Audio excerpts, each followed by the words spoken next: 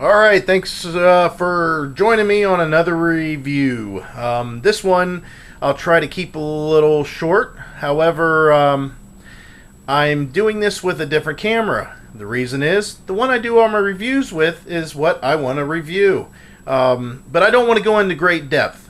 Again, a lot of the stuff that I review has already been hashed out so many different ways. What I'm trying to do is instill some sort of trust from you, the viewer, in my overall choice and why I went with it, and see if I hit on any of the topics that you may be thinking about before you make a purchase. Okay, there's a lot of talk about this 300HS, and I'm going to try to get some more light on me. There we go. Now this 300HS, great camera. I can't say anything bad about it other than you got to watch where you put your fingers on the top here. The microphones, the stereo microphones are right on top. These two little ones over here. This is the speaker. Don't worry about it. You can hold that all day long. It doesn't make a difference.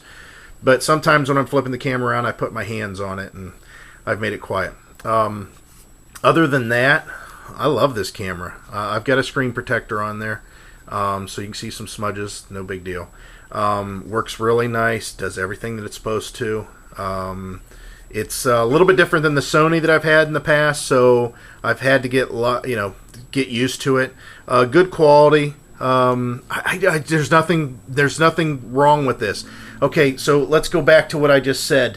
I had a Sony CyberShot 7 megapixel I bought years ago. It's a WSC, I think a 70, and I bought that a long time ago. And we've had it for years and years and years. You can see just great all the way around. And I've loved it. It's done a good job. Except I did some reviews, and you can check them out on one of my other sites, Foxboss 9. You can look at mopeds that I've had for sale, which is crazy stuff, huh? Mopeds and scooters. But the quality of the video wasn't that great. And it always bugged me. So I have this Kodak ZI6, which I'm watching the battery drain as we speak, or as I speak to you.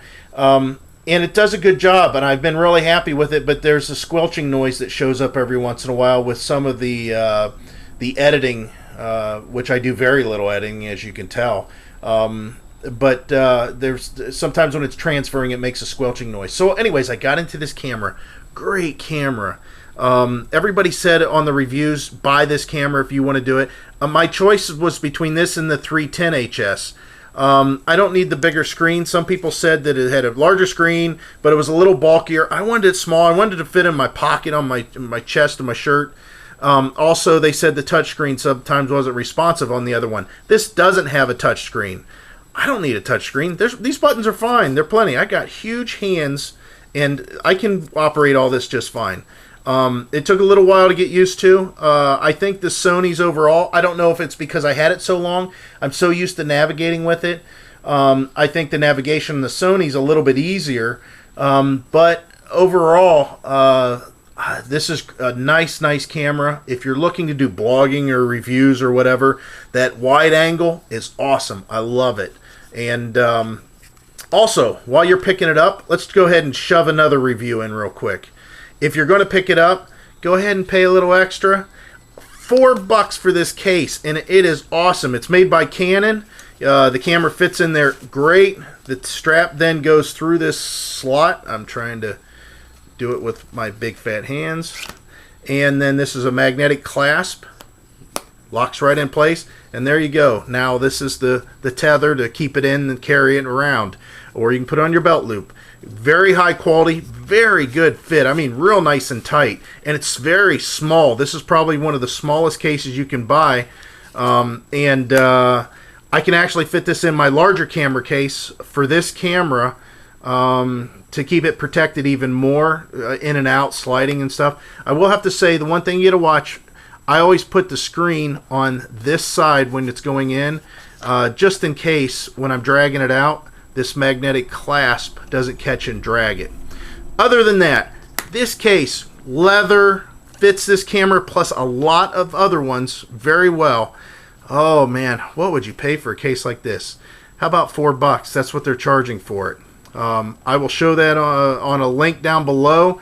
Go ahead and click on it and purchase it. And again, the camera itself, you can't go wrong.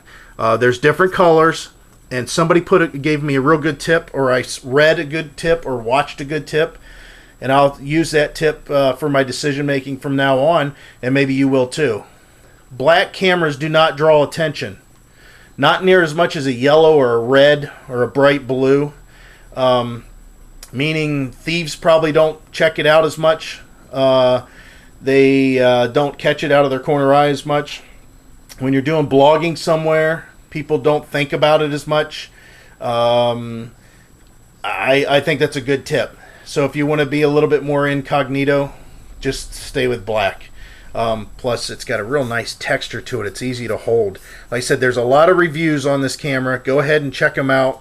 But I'm saying if you have an older Sony, you're afraid to get out of the Sony brand and get into a Canon, don't be afraid. This is a great camera. That wide angle lens, or the extra angle that it gives, is perfect. And I've had really good luck with it so far. I can't find anything wrong. Great battery life, and makes really nice movies and easy to transfer over. Thanks for watching, as always, and again, remember to pick up the case too. You might as well. $4, why not? I'll put the link in down below. Go ahead and click on it if you like it. Thanks.